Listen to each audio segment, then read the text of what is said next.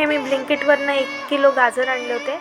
ते व्यवस्थित साफ करून मी सोलून घेते आणि त्यानंतर मग त्याचे छोटे छोटे पीसेस करणार आहे. मी काही किसून नाही घेणार आहे गाजर.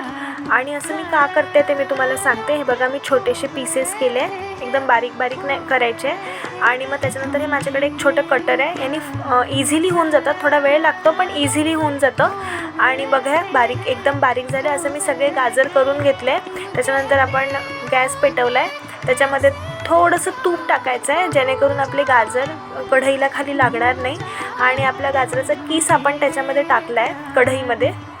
काही खूप अशी कठीण रेसिपी नाही आहे, एकदम इझी आहे, कोणी पण करू शकतं. त्याच्यामध्ये दूध टाकायचं आहे आपल्याला आणि मंद आचेवर गाजराचा हलवा होऊ द्यायचा आहे. त्याच्यानंतर जेव्हा दूध पूर्ण आटून जाईल त्यात काजू बदामची पेस्ट किंवा पावडर टाकायची.